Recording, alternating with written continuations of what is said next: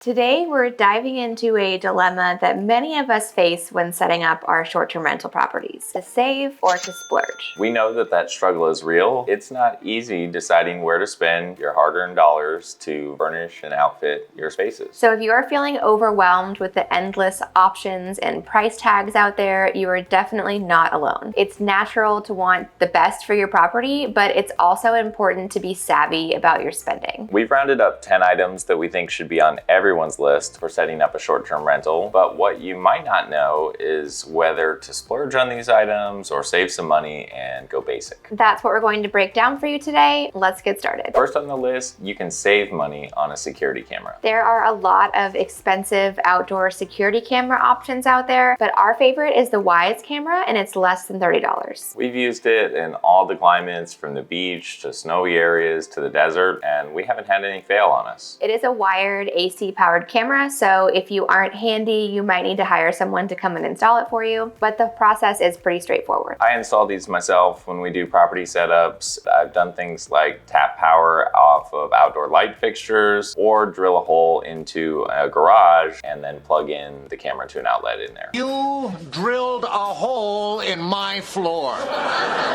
If you can't find AC power to tap into or a plug to plug it into, there are battery options for the Wyze camera also available, but it's just one more thing to have to remember to keep charged. We also like that the powered version of the Wyze camera does continuous recording to an SD card, so we can go back and watch the history on the camera if the need ever arises. Solar panels are another option to keep battery cameras charged, but we haven't found a property yet where it wasn't possible to get an AC powered camera hooked up with a little work. Next up, you will probably need to splurge on a smart lock. Reliability is really important when it comes to your entry locks on the house, and we really like the Kwikset Halo model and the Schlage On-Code. The Kwikset is sometimes the cheaper of those two models, but still more expensive than some of the other ones on the market. Whichever one you choose, whether it's the Kwikset or the Schlage, we recommend sticking with that brand if you have multiple properties or plan to scale to multiple properties, so you aren't like juggling the logistics of different apps at different properties, things like that to set codes. The thing that we like about both of these models is they have built-in Wi-Fi, and they aren't dependent on a separate gateway like some of the locks from Yale and other cheaper brands. We've had reliability issues with some of those locks that require gateways. They've also inadvertently been unplugged by guests sometimes, and so we just avoid those now. Number 3 on our list is a little bit odd, but we like to splurge on very specific cups for the kitchen. Really, this should be more about STR kitchens in general, because this isn't an area that you want to skimp on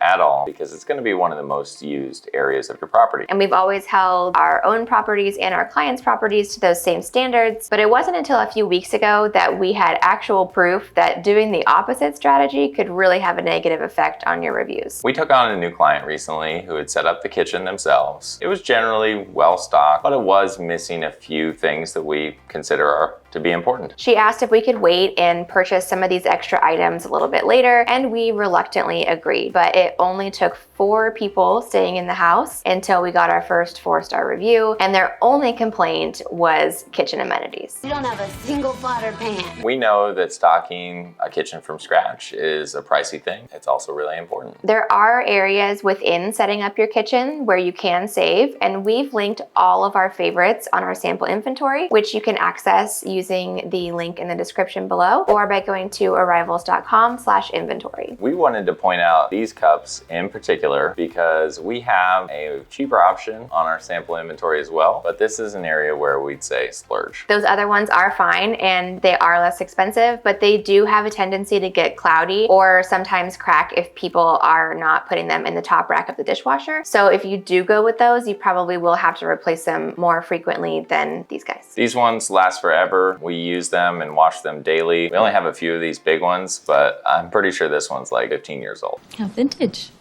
Number 5 on the list, you can save on mattresses for your short-term rental. I don't mean to go buy a cheap mattress on Facebook Marketplace, but I also don't think that you need to go out and spend $1,000 on a mattress either. This one might be a little controversial because we know some people are really picky when it comes to mattresses. We've tested a bunch, and we also have client-managed properties where they've bought their own, and so we've seen a wide variety of quality and price points. We've used this same Wayfair Sleep branded mattress this for years now, and we get guests all the time that ask us where the mattress is from so they can buy one for their own house. Prices fluctuate on mattresses, not just these ones, like all mattresses all the time, but generally we can pick up a king for around $350, a queen for around $300, and a twin for around $200, which we think is very reasonable. Our go-to is linked in the description below, and it's also on that sample inventory list. Next up on the list, you can save on TVs for your short-term rental. But just like when we talked about the mattresses, don't try to save by buying a bulky used TV. There are some really nice and really expensive TVs when you're shopping for TVs, but there's also some very nice yet reasonably priced options as well. Our go-to is a Hisense model, typically from Walmart or Amazon, and we always choose one with the built-in Roku interface to keep that user experience easy and streamlined. Next on the list, we splurge on garage keypads. If you would have asked us a year ago, we would have thrown this one into the save category until one of our favorite new products came out last summer. We always install a numeric keypad on garage doors, whether that's owned or managed properties. We choose to not hand out physical garage door opener remotes at our rental properties unless it's a midterm rental, someone's staying there for 30 days. But even at the midterm rentals, we still install a garage door keypad just in case there's multiple vehicles in the group or if the remote gets lost. Those standard keypads are pretty inexpensive, around $40. The key thing here is they require you being on site to change that code. These new keypads are more expensive, but not really by much. Most of the time, we can pick them up for between $60 and $70, and they have a built-in camera and the ability to set and change codes remotely. So the great thing here is we can set a code for our cleaning team, our employees, each guest group from anywhere, change them from anywhere, and also monitor the history of them being used. It's really a game changer product for us. You do have to keep an eye on the internal rechargeable battery, but in our experience, we usually get 6 to 8 weeks on a fully charged battery. What we do just to keep ourselves from getting in a pinch situation is keep a couple of batteries plugged in our car. So if we're at the property doing an inspection, we notice the battery's low, we can just grab a fully charged one from the car and switch it out. The seventh category, you should probably splurge on your internet router. When it comes to routers, many people are just using the router that came with their internet service from their internet provider, but you can do better. Internet issues at a rental property are something that your guest is probably not going to have a lot of patience for. And when issues do come up, it's typically because of the router and not because of the internet service itself. The hard truth here is that router from your internet service provider sucks. The other bad thing is you're probably paying a rental fee, probably $5 a month, to rent it from them. It's a scam.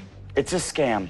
And I refuse to be scammed. Whether or not you are paying a rental fee, just go ahead and return that router to your ISP and go out and buy a new one for yourself. Our go-to is the Orbi router, and there are multiple models at varying price points, but we'll leave a link for the one that we typically buy in the video description below. We've been using an older generation of their Orbi routers for years. They're still going strong, good signal strength, very fast, and they have the ability to add on satellite routers in a mesh system for bigger properties. They're easy to set up with a phone app, and you can also log into that app remotely and check on any potential connectivity issues, do a speed test, or see which devices are connected to your network. Someday we might consider the newer Wi-Fi 6 models that Orbi has, but so far we haven't found the need to spend that money because even at properties that have gigabit fiber internet, the Orbi's throughput is good and speeds are great. They're doing the job. Next up, you should invest in kids items, but it doesn't have to be a splurge. We think you should splurge in the sense that you should provide some baby items versus not having them. There isn't a need to go out and spend $500 to outfit your short-term rental with baby items. We typically spend less than $250 on what we call a kids kit, and that includes things like a pack and play, a tri-fold mattress for the pack and play, waterproof fitted sheet, a high chair, an infant bath seat, kids dinnerware and cups, and outlet covers in a little jar. Oh, and a basket, cute basket to put it all in. Next up, you can save on a cordless vacuum. We love our Dyson cordless vacuum at home. We've had it for years. It serves us very well, but spending close to $500 on a vacuum whose sole purpose is just for guests to clean up crumbs and small little jobs seems excessive. So for the properties, we use a much less expensive model we buy at Walmart. It gets the job done and it looks nice wall mounted in either the laundry room or the garage. If your cleaner does not bring their own vacuum, we wouldn't necessarily recommend this being their primary primary option. It's a good vacuum, but it's not as powerful as some other models. And so if your cleaner's needing to clean the house with it, it might not last for a whole house clean on one battery charge, but for guest use, we find it to be perfect. And the final item on our list, you should splurge on going keyless. And we'll explain what we mean by that. This last category is an upfront investment of both time and money, but it can save you time and money and probably an unhappy guest down the road. The first place to go keyless is your supply closet. We usually lock off a hall closet to keep supplies and spare linens, and we also like to avoid using a key here whenever possible. We use this battery-powered keypad handle. It works well. If you compare it to the situation where you go buy a keyed handle and then a lockbox to keep that key in, you're talking about a similar amount of money. Another thing you should probably go check is the entry doors. We've taken over properties where owners have put a smart lock on the front door, but they left the keyed handle on the bottom part of the door. Sometimes there's a silly little label that says don't lock handle please. Sometimes there's not, but this isn't a thing where you're just asking for trouble, asking for someone to inadvertently lock that handle and then be locked out of the house if you don't have that key somewhere. So go spend a few bucks and put a non-keyed handle on those entry doors that have smart deadbolts. Bathrooms and bedrooms are other areas where we've encountered keyed locks. Again, just asking for trouble. You could replace these instead with privacy knobs where even if someone does lock themselves out, you can usually get yourself back in with the bobby pin or safety pin. Kind of like you did yesterday. I locked myself out of our room yesterday. Okay, so we were getting ready to go to a stagecoach party and I had all my outfit options like on hangers and I put it on the back of our doorknob, and then I left the room and the AC kicked on and the pressure like closed the door and the hangers depressed the little lock on the back and I was locked out. I had to get him home. We broke in. Well, we didn't break in. We had a privacy knob, but it wasn't the push button kind with a bobby pin. You had to actually turn it with like a small screwdriver. So I guess that's a lesson. It was a little tricky. Look for the easy ones. You just need a bobby pin or a paper clip. Oh man,